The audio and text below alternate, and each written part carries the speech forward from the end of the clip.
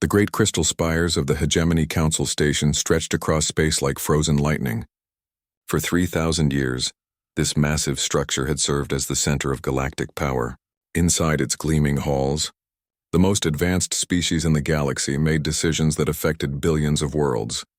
Admiral Zektar of the Vorthek Empire stood before the enormous viewing window in his private chamber. His crystalline body caught the light from distant stars, sending rainbow patterns across the metal walls. Below him, the docking bays held the pride of galactic military might, dozens of hegemony dreadnoughts. Each ship measured 2 kilometers from nose to tail, bristling with weapons that could crack planets. "Beautiful, are they not?" came a voice behind him. Zektar turned to see luminous Prime Velhan floating nearby. The energy being's form shifted between different colors as it spoke. "Our latest batch of dreadnoughts. 47 vessels, each one capable of destroying an entire star system." "Indeed," Zektar replied, his voice creating musical tones. "The younger races continue to test our patience. Perhaps it is time for another demonstration." On the other side of the station, in the lower levels reserved for lesser species, Ambassador Elena Vasquez sat in a small waiting room. The human woman appeared tiny compared to the alien architecture around her. Everything in the Hegemony Council Station was built for beings much larger than humans. The chairs were too big, the ceilings too high, the doors too wide. Elena checked her datapad for the 100th time. Her request for an audience with the Hegemony Council had been pending for 6 months. Earth had been discovered by galactic scouts only 5 years ago. And since then, humanity had been trying to establish formal diplomatic relations. So far, they had been mostly ignored. "Ambassador Vasquez," a mechanical voice announced from hidden speakers. "The council will see you now." Elena stood and smoothed her dark blue diplomatic uniform. She had practiced this moment countless times, but she still felt nervous. Everything humanity had worked for in the past 5 years came down to this meeting.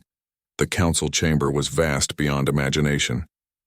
The ceiling disappeared into darkness above, and the walls curved away until they too vanished from sight. In the center of this enormous space sat the council table, a floating platform large enough to hold a small city. Around the table sat the most powerful beings in the galaxy. There was High Chancellor Morden of the Zephyrian Collective, his insect-like form clicking and buzzing as thousands of smaller creatures that made up his body moved in perfect harmony.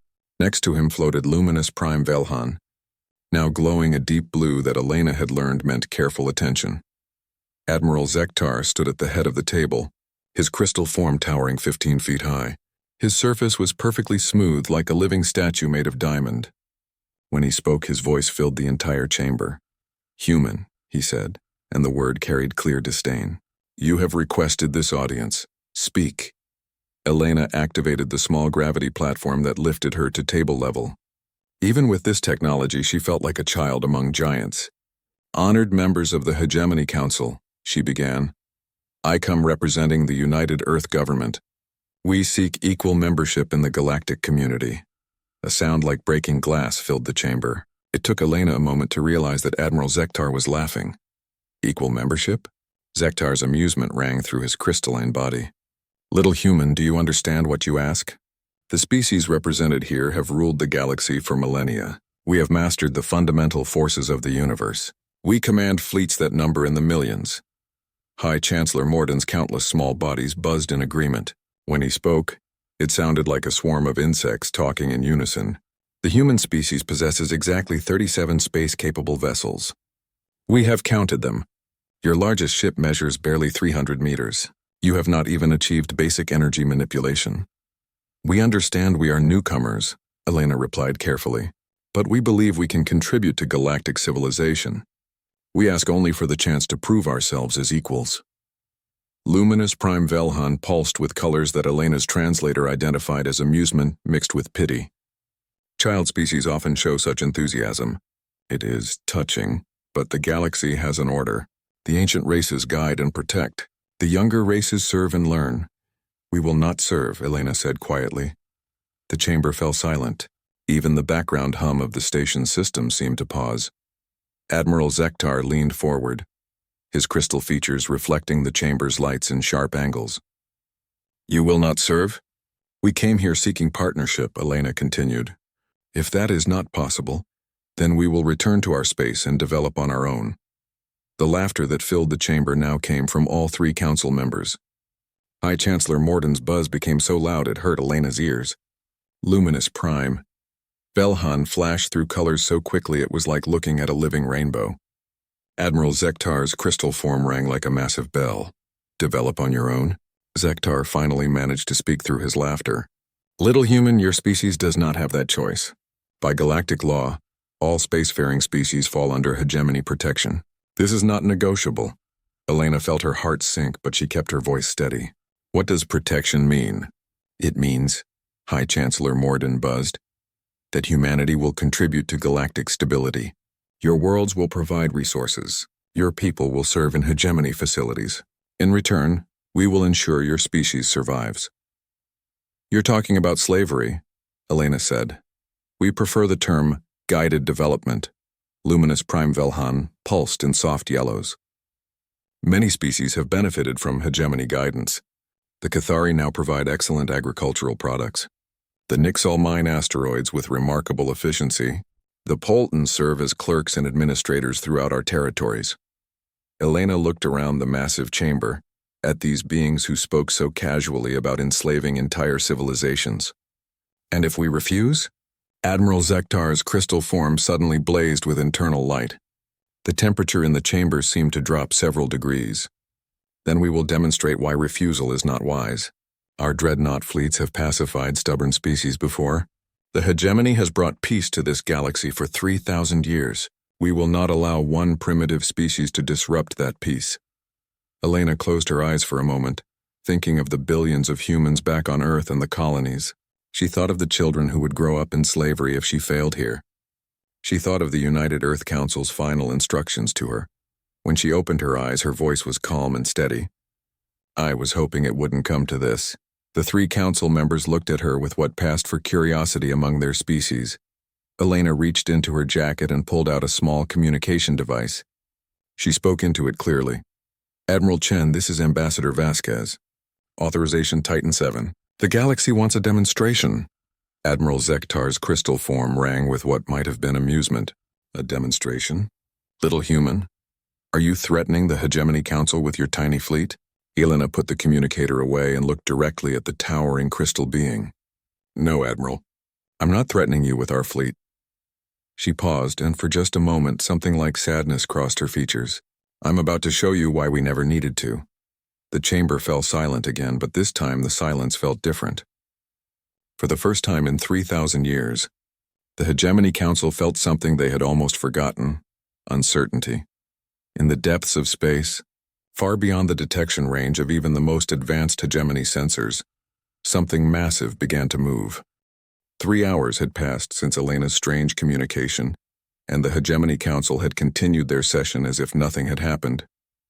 They had formally declared humanity a protectorate species and begun discussing the details of what they called resource allocation. Elena sat in silence, listening to them divide up her people like pieces on a game board. The humans show decent genetic diversity. High Chancellor Morden buzzed. Their breeding programs could produce useful workers within a generation.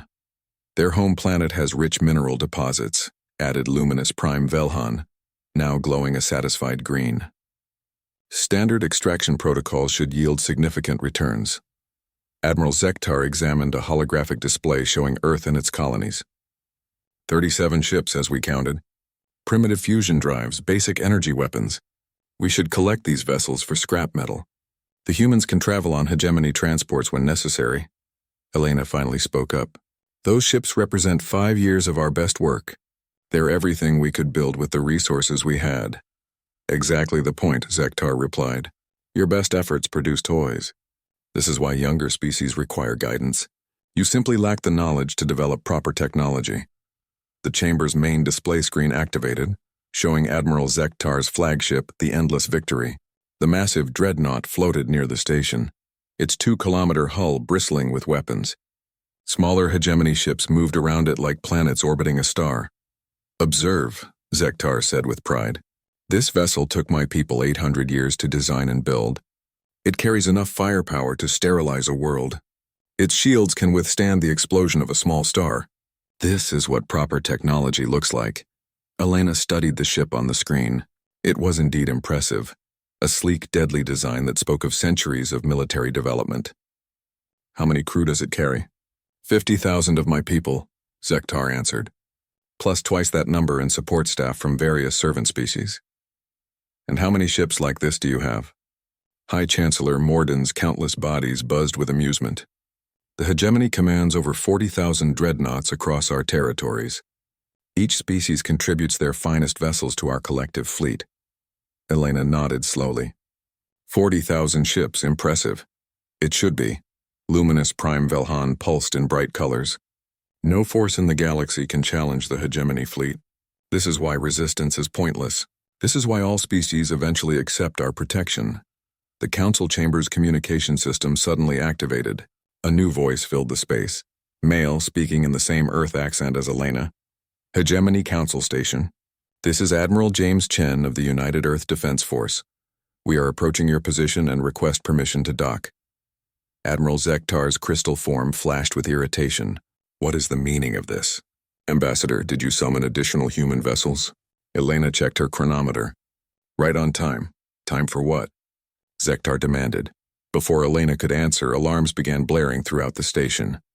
The chamber's main display switched to show the sensor readings from the hegemony fleet. Red warning symbols flashed across the screen. A Zephyrian technician's voice came through the speakers, buzzing with panic. Admiral Zektar, sir. We're detecting massive energy readings approaching the system. Something big is coming out of hyperspace. Zektar turned to the display, his crystal features sharp with concentration. How big? Sir, the readings are. They're off our scales. Whatever this is, it's larger than anything in our databases. High Chancellor Morden's swarm body began moving in agitated patterns. Could it be a natural phenomenon? A rogue stellar object? Negative, sir. The energy signature indicates artificial construction. It's definitely a ship, but the size readings must be wrong. Luminous Prime Velhan flickered through nervous colors. What are the dimensions? There was a pause before the technician answered. Sir, if these readings are correct, the approaching vessel is approximately 50,000 meters long. The chamber fell completely silent. Even the station's background hum seemed to fade. Admiral Zektar spoke slowly as if the words were difficult to form. 50,000 meters? You mean 50 meters? No, sir. 50,000. 50,000 meters. Elena watched the alien leaders with interest. For beings who had ruled the galaxy for 3,000 years, they were showing remarkable confusion. That's impossible, Zektar said finally. No vessel can be built at that scale. The structural stresses alone would tear it apart. Sir, the technician continued, the object is now dropping out of hyperspace. Visual confirmation in 3 and 2. 1. The main display screen flickered and then showed the view from outside the station. For a moment, nothing seemed different. Stars twinkled in the darkness, and the hegemony fleet floated in perfect formation. Then something blotted out half the stars. It started as a shadow, so vast that the mind struggled to process what it was seeing. Slowly, running lights began to illuminate the shape, revealing the outline of something that shouldn't exist. The UES Prometheus emerged from hyperspace like a mountain appearing from morning fog. Its hull stretched away in both directions until it disappeared beyond the edges of the viewing screen. The ship was so large that the entire hegemony fleet looked like insects floating near a skyscraper. Admiral Zektar stood frozen, his crystal form no longer glowing. High Chancellor Morden's swarm had gone completely still. Luminous Prime Velhan had faded to a dim, shocked white. Elena stood up from her chair. Gentlemen, let me introduce you to one of our Titan-class vessels. The communication system crackled to life again. Admiral Chen's voice now carried the authority of someone backed by overwhelming force. Hegemony Council Station, this is Admiral Chen aboard the UES Prometheus. I understand you've been discussing terms with our ambassador. I'm here to clarify a few points about those negotiations. Admiral Zektar finally found his voice. This is impossible. Ships cannot be built at this scale. Our greatest engineers have proven it mathematically. Elena walked to the viewing window, looking out at the massive vessel that dwarfed everything around it. Your engineers were working with incomplete information. They didn't account for certain technologies we've developed. What technologies? Luminous Prime, Velhan whispered, its form barely glowing. That's classified, Elena replied simply. High Chancellor Morden's swarm suddenly exploded back into motion, buzzing frantically. How many of these ships do you have? Elena turned back to face the council. For the first time since entering the chamber, she smiled. Enough. Admiral Chen's voice filled the chamber again. Council members, I'm transmitting our revised terms for diplomatic relations. You'll find them quite different from what you've been discussing. A new holographic display appeared above the council table. Instead of charts showing human worlds being divided up as resources, the display now showed a very different kind of agreement. Terms like mutual respect, sovereign territory, and non-interference filled the document. Admiral Zektar stared at the display, his mind clearly struggling to process this reversal. You expect us to treat you as equals? Not expect, Elena corrected. Require. The massive alien looked around the chamber, then back at the viewing screen where the Prometheus dominated the view. His voice was much quieter when he spoke again. How long have you had these ships? Elena considered the question. Long enough to know we didn't want to use them.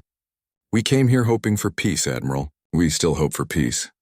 She gestured toward the document floating above the table. Those terms are fair to everyone. They guarantee the sovereignty of all species, including yours. All we ask is the same respect you show each other. High Chancellor Morden's buzzing had become a low, worried hum. And if we refuse? Elena's expression grew sad.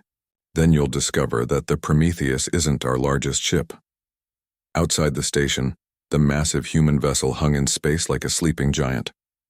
The hegemony fleet that had seemed so powerful just minutes ago now looked fragile and small beside it. For 3,000 years, the hegemony had ruled through superior technology and overwhelming force. In the span of a single hour, both of those foundations had crumbled. The galaxy was about to change forever. Across the galaxy, sensor stations began registering the impossible. The readings started as whispers in the cosmic background noise, then grew into screams that no one could ignore. On the Vorthak homeworld of Kreshtal, senior technician Zaramin stared at her display screen in confusion. The crystalline being had been monitoring deep space for 2 centuries, and she had never seen readings like these.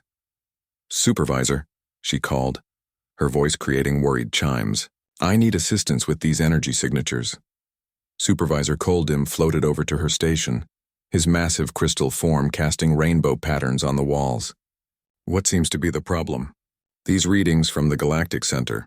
Something massive just dropped out of hyperspace near the council station. Koldim examined the data streams flowing across multiple screens. His crystal surface dimmed as he processed the information.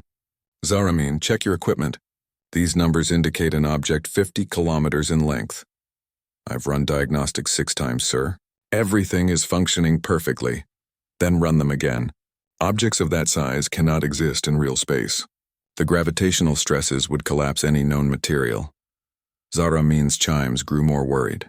Sir, I'm also detecting similar signatures in 17 other systems.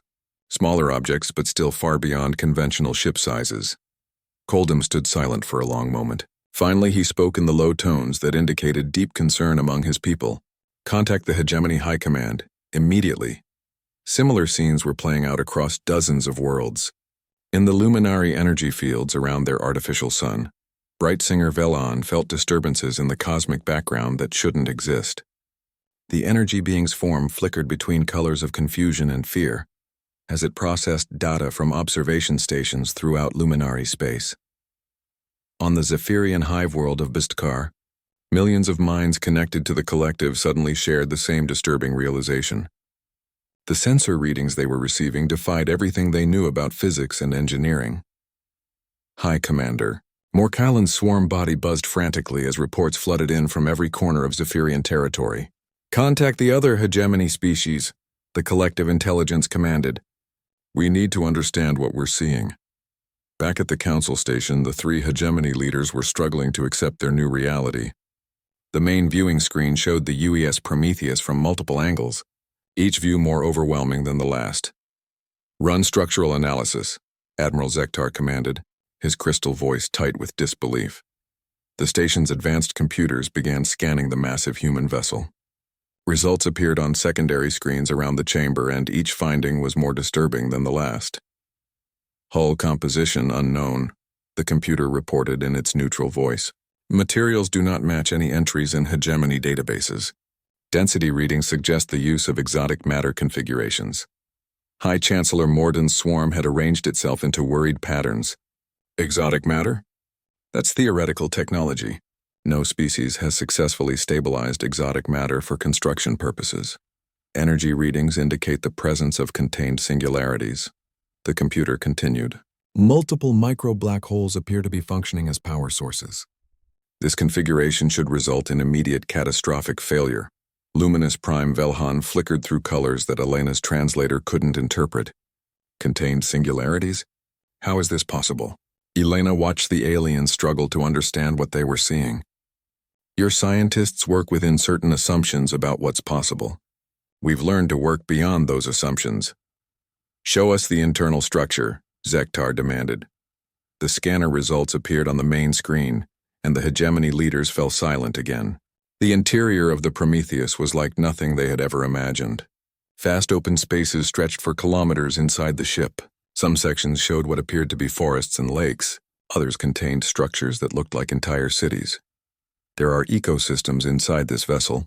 High Chancellor Morden buzzed in amazement. Living forests, water systems, what appears to be weather patterns. The Prometheus is more than a ship, Elena explained. It's a mobile world. 15 million people call it home. Admiral Zektar's crystal form had gone completely dark. 15 million? Our largest dreadnoughts carry 150,000 at maximum capacity. Different design philosophy, Elena said simply.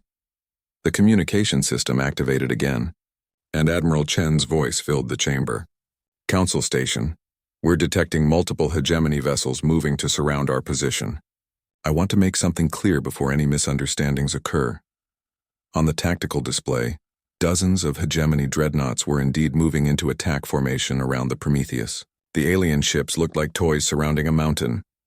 Admiral Zektar, Chen continued, your vessels are welcome to maintain their positions, but I need you to understand something important. The Prometheus is not designed as a warship. Zektar leaned forward, confused. Not a warship? Then what is it? It's a colony ship. A transport. The Prometheus is one of our civilian vessels. The chamber fell so quiet that Elena could hear the air circulation systems. High Chancellor Morden spoke first, his buzz barely audible. Civilian? Elena nodded. The Prometheus was built to establish new colonies in distant systems. It's designed for exploration and settlement, not combat. If this is a civilian vessel, luminous Prime Velhan pulsed in very faint colors, then what do your warships look like? Elena's expression grew thoughtful. That's a good question. Admiral Chen, are any of our military vessels in the area? Actually, yes, Chen replied. The Vigilant is conducting patrol operations about 6 light-years from here. I could ask Captain Morrison to join us if you think a demonstration would be helpful.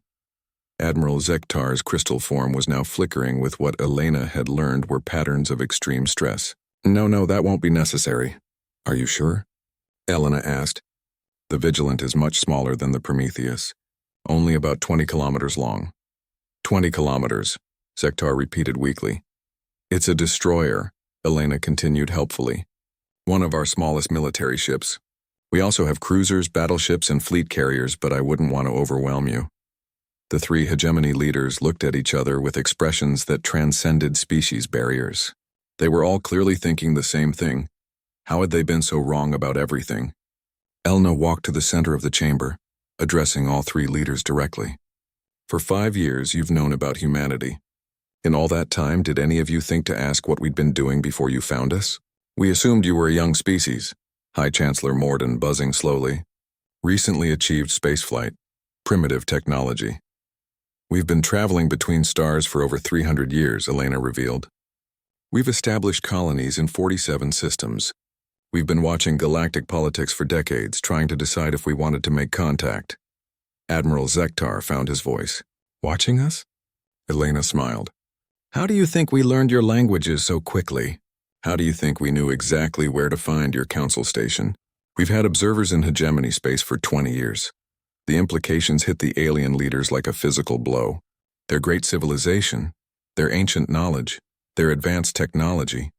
All of it had been secretly observed and evaluated by the species they had dismissed as primitive. Why reveal yourselves now? Luminous Prime Velhan asked, its colors dim with shock. Elena's expression grew serious. Because we learned about your protectorate system. We discovered how you treat younger species. We decided that had to stop. The galaxy has been peaceful under our guidance, Zektar protested weakly. Peaceful for you, Elena corrected. Not for the species you've enslaved. Not for the civilizations you've destroyed when they refused to submit. She gestured toward the viewing screen, where the Prometheus dominated the view. We didn't build ships like this to conquer anyone. We built them to make sure no one could conquer us. Admiral Chen's voice filled the chamber one more time. Council members, you now have a choice to make. You can accept our terms for peaceful coexistence, or you can learn firsthand why we've never needed to ask permission from anyone. Outside the station, the massive human ship hung in space like a statement written across the stars. The age of hegemony dominance was over. The galaxy would never be the same again. And somewhere in the darkness beyond, more Titan-class ships were beginning to move. The UES Prometheus didn't need to fire a single weapon to demonstrate humanity's true power. Its mere presence was enough to shatter every assumption the galaxy had held for 3,000 years.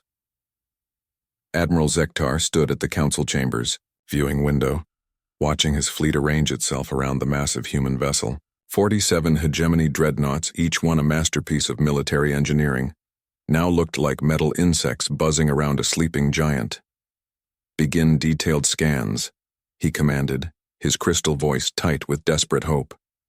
There must be weaknesses. No vessel can be perfect.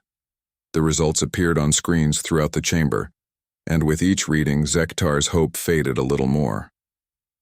Hull integrity beyond measurement parameters, the computer reported. Scanning beams are being absorbed or deflected by unknown defensive systems. High Chancellor Morden's swarm body had organized itself into patterns of deep confusion. Absorbed? Our scanners use modified tachyon arrays. Nothing should be able to absorb those frequencies. Elena watched the alien leaders struggle with concepts that challenged their understanding of physics. Our hull plating is made from materials that exist in folded space-time. Your scanners are being deflected into higher dimensions. Folded space-time? Luminous Prime Velhan flickered through colors that Elena's translator marked as intellectual panic. That's beyond theoretical. The energy requirements alone would be impossible. Elena gestured toward the viewing screen. The Prometheus draws power from 7 contained micro-singularities. Each one generates more energy per second than your entire homeworld uses in a year. Admiral Zektar turned away from the window, his crystal form now pulsing with angry red light. Enough games. If you're so advanced, then prove it. Show us these impossible technologies in action. Elena considered this request carefully. You sure? Once you see what our ships can do, there's no going back to the way things were. Show us, Zektar demanded. Elena spoke into her communicator. Admiral Chen, the Council wants a demonstration of our capabilities. Something minor, please. Chen's voice crackled through the speakers. Understood, Ambassador. We'll start with basic maneuvering. On the viewing screen, the Prometheus began to move. But it didn't move the way ships were supposed to move. There were no engine flares, no thruster emissions, no visible propulsion at all. The massive vessel simply shifted position as if the laws of physics were politely stepping aside. Gravitational field manipulation, Elena explained as the ship rotated slowly around its center axis. We're not pushing against space. We're convincing space to reshape itself around us. The demonstration continued. The Prometheus moved through a series of impossible maneuvers, stopping instantly, changing direction without slowing down, accelerating to speeds that should have torn the ship apart. All without any visible means of propulsion. This is impossible, Admiral Zektar whispered. Conservation of momentum, inertial dampening, structural integrity. You're violating fundamental physical laws. We're working with laws your science hasn't discovered yet, Elena replied. High Chancellor Morden's buzzing had become a high-pitched whine of distress. Our greatest physicists have studied the universe for millennia. They've mapped every force, every particle, every field. Elena's expression was almost sympathetic. Your physicists were working in only 4 dimensions. Reality has more layers than that. Admiral Chen's voice filled the chamber again. Council Station, we're going to demonstrate our defensive capabilities now. Please observe the asteroid. Field approximately 2 million kilometers to your starboard. The main screen switched to show a cluster of space rocks drifting in the darkness. Each asteroid was roughly the size of a small moon, their surfaces scarred by eons of cosmic impacts. Watch carefully, Elena said. Without warning, the asteroids began to move, not toward the Prometheus or away from it, but in impossible curves that defied every law of orbital mechanics. The massive rocks traced perfect spirals through space, accelerated along paths that formed geometric patterns, then came to complete stops in empty vacuum. Localized gravitational manipulation, Elena explained as the alien stared in stunned silence. We can reshape space-time in specific areas without affecting the surrounding region. Admiral Zektar's crystal form had gone completely dark. You're moving asteroids like toys. Actually, we're moving the space around them. The asteroids think they're standing still. Luminous prime Velhan's colors had faded to almost nothing. The energy requirements for localized space-time manipulation would require the output of an entire star. Elena nodded toward the viewing screen, where the Prometheus hung motionless in space. 7 contained singularities, remember? We're essentially carrying 7 small stars inside our ship. The demonstration continued. The Prometheus began to emit a field that made space itself visible. Waves of distorted reality rippled outward from the ship, and wherever they passed, the background stars shifted and swirled like paint in water. We call this a reality anchor, Elena explained. It allows us to stabilize local spacetime during transit. Without it, traveling at faster than light speeds would scatter our atoms across several dimensions. High Chancellor Morden's swarm had gone completely still. Several dimensions?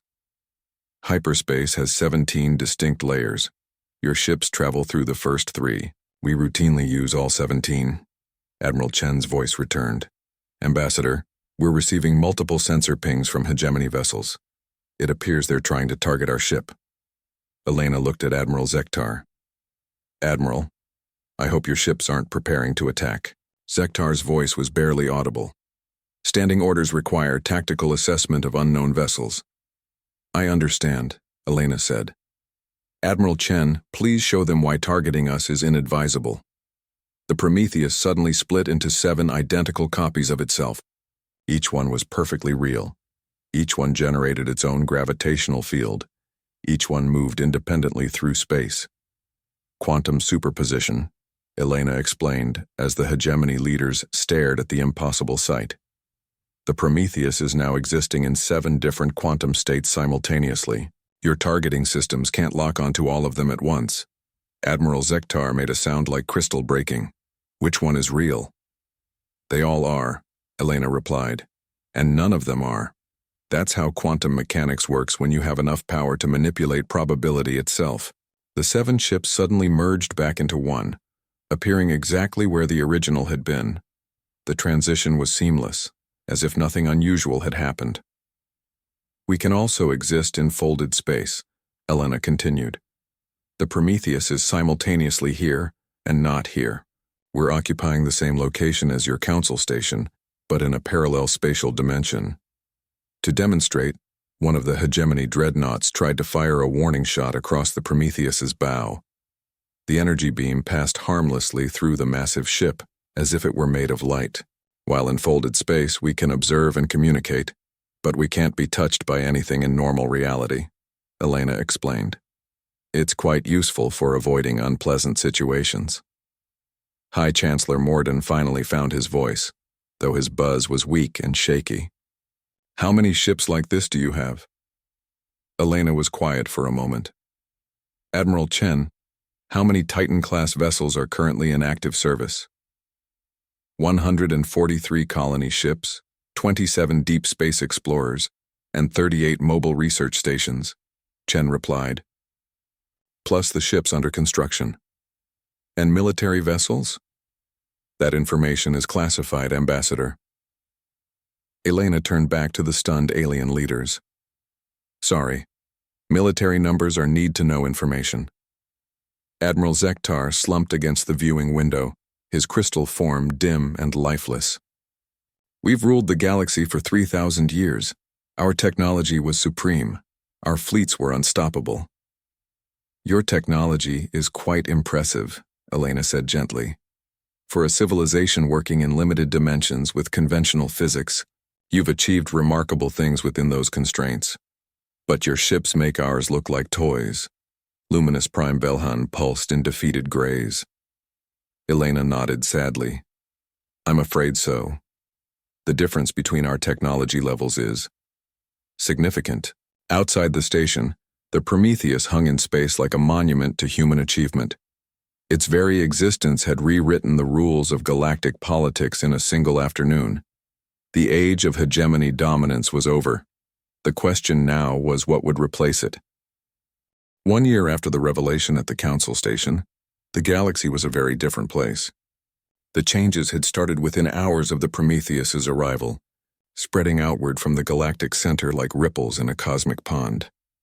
Admiral Zektar stood in his private chambers aboard what had once been called the Endless Victory. The ship's name had been changed to the Peaceful Endeavor at humanity's polite suggestion. Through his viewing window, he could see the new reality of galactic politics. The UES Guardian hung in space near the former hegemony fleet, its 20-kilometer hull making even the largest alien dreadnoughts look small. It was one of 30 human vessels now stationed throughout what had once been hegemony space. They called it a peacekeeping force, though everyone understood what they really were. "Sir," came a voice from behind him. Zektar turned to see his communications officer, a young Vorthak whose crystal form still held the bright colors of youth. "We're receiving another surrender transmission." "From whom this time?" Zektar asked wearily. "The Gorvak Star Empire. Their entire fleet is requesting permission to stand down and accept human protection terms." Zektar's crystal form dimmed with resignation. "That makes 47 major powers in the past month. Signal acceptance of their surrender and forward their coordinates to the nearest human vessel." The communications officer hesitated. "Sir, the Gorvak Empire controlled over 300 systems. They had one of the largest fleets in the Outer Rim. And now they're surrendering to a species we discovered only 5 years ago," Zektar replied. "Add them to the list." As the young officer left, Zektar returned to his viewing window. The sight that met him had become depressingly familiar. Ships from dozens of species were arriving at human stations, their crews eager to swear loyalty to the new galactic power. What had once been the proud hegemony fleet was now just another group of refugees seeking human protection. On the other side of the galaxy, High Chancellor Morden was facing similar scenes. The great hive cities of the Zephyrian Collective buzzed with constant activity as millions of minds tried to process their new reality. "The economic projections are clear," announced planning mind Zextel, its portion of the collective swarm arranging itself into patterns of deep concern. "Our entire industrial base has become obsolete overnight." Morden's vast consciousness considered this information. For millennia, Zephyrian manufacturing had been among the most advanced in the galaxy. Their ships, weapons, and technology had been traded throughout known space. Now it was all worthless. "Human technology is so far beyond ours that our most advanced products are like stone tools compared to their basic equipment," continued ZXTEL. "Trade requests have dropped by 98% in the past 6 months. What do the humans want from us?" Morden asked, though the collective mind already knew the answer. "Nothing," Zextel replied.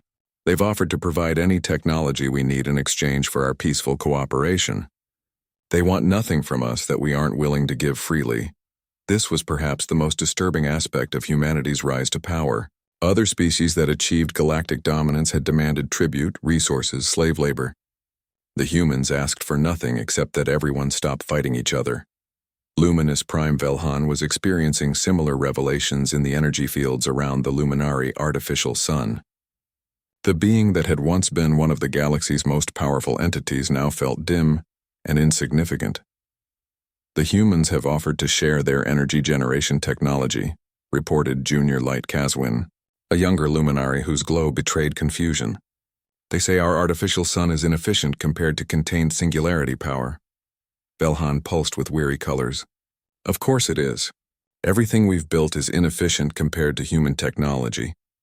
They've also offered to help us relocate to a larger energy field if we prefer. They say they can construct a new artificial sun system that would provide 1,000 times more power than our current home. At what cost? Velhan asked. No cost. They say they want all species to prosper. They call it lifting up the galactic community. Velhan flickered through shades of disbelief. Even after a year, the concept of a dominant species that actually meant well was difficult to accept. Back at the council station, Elena Vasquez sat in what had once been the Hegemony Council chamber. The massive room had been restructured with furniture sized for dozens of different species. Representatives from over 200 worlds now gathered here regularly for what humanity called the Galactic Assembly. Elena's role had changed dramatically since that first meeting. She was no longer a petitioner seeking recognition. She was the human representative to the Galactic Assembly, and her words carried the weight of humanity's overwhelming technological advantage. The floor recognizes Representative Koldar of the Nexion Trade Alliance, Elena announced. A tall, insect-like being approached the central speaking platform. Honored Assembly, the Nexion Alliance formally requests human assistance in resolving the border dispute with the Callan Confederacy. Elena consulted her datapad. The Assembly notes that both the Nexion Alliance and the Callan Confederacy are capable of resolving this dispute through diplomatic means. Human intervention is not necessary. But honored representative, Koldar clicked nervously. The Callans refuse to negotiate. They claim our mining rights in the Vortex Nebula. Then perhaps, Elena suggested gently, you should offer them something they want in exchange. Trade agreements, shared technology, cultural exchanges. Most disputes can be resolved when both sides focus on mutual benefit, rather than who's stronger. It was the same answer Elena gave to most requests for human intervention. Humanity had the power to impose solutions on any conflict, but they preferred to let species work things out themselves. They intervened only when conflicts threatened to escalate to actual warfare. Admiral Chen's voice came through Elena's communicator. Ambassador, we're receiving reports of hegemony resistance activity in the outer spiral. 3 systems have declared they won't recognize human authority. Elena sighed. Not everyone had accepted the new galactic order gracefully. Some former hegemony leaders, unable to cope with their reduced status, had organized resistance movements. They spoke of galactic liberation and overthrowing human tyranny, apparently forgetting that humans had never actually conquered anyone. What's the situation? Elena asked, standard pattern. Former military leaders convincing their populations that humanity is the enemy. They're claiming we're secretly planning to enslave everyone. Evidence? Same as always. None. They're operating on fear and wounded pride rather than facts. Elena rubbed her temples. Send the vigilant to observe. If they attack human vessels or threaten civilian populations, we'll need to intervene. Otherwise, let them exhaust themselves with speeches. Most resistance movements collapsed within months when their populations realized that human tyranny consisted mainly of preventing wars and offering free technological assistance. The leaders usually ended up quietly accepting amnesty and returning to their home worlds. Elena stood and walked to the great viewing window that dominated one wall of the assembly chamber. Outside, she could see dozens of ships from across the galaxy. Former enemies now shared docking facilities. Species that had been enslaved for centuries were working alongside their former masters as equals. The transformation hadn't been without problems. Economic systems had collapsed when entire industries became obsolete overnight. Political structures that had lasted millennia had crumbled when the threat of force was removed. Some species had struggled to adapt to a galaxy where strength came from cooperation rather than domination. But it was working. For the first time in recorded galactic history, there were no active wars between spacefaring species. Trade was flowing freely between former enemies. Young aliens from dozens of worlds were attending human universities, learning technologies that their ancestors couldn't have imagined. Elena's communicator buzzed with an incoming message. She activated it to find Admiral Chen's face on the small screen. Ambassador, we're receiving a priority transmission from the Sol system. The Titan-class vessel Horizon is reporting successful completion of its mission to the Andromeda Galaxy. Elena smiled. Successful contact with the Andromedans? Better than that. Turns out they're facing problems with an aggressive species in their local cluster. The Horizon crew has volunteered to help mediate the situation. Elena chuckled. Of course they have. How many first contact protocols did they break this time? All of them, as usual. But the Andromedans seemed to appreciate the help. Elena looked back out at the bustling traffic around the station. A year ago, this had been the center of a galaxy ruled by fear and force. Now it was the heart of a community that was slowly learning to work together. Admiral, she said into her communicator, sometimes I wonder if we did the right thing. We've completely disrupted their civilization. Would you rather have left them as they were? The hegemony enslaved entire species. Wars killed billions. At least now they have a chance to build something better. Elena nodded. Chen was right, of course. The old galaxy had been beautiful in its way, but it had also been cruel and unjust. The new one wasn't perfect, but it was kinder.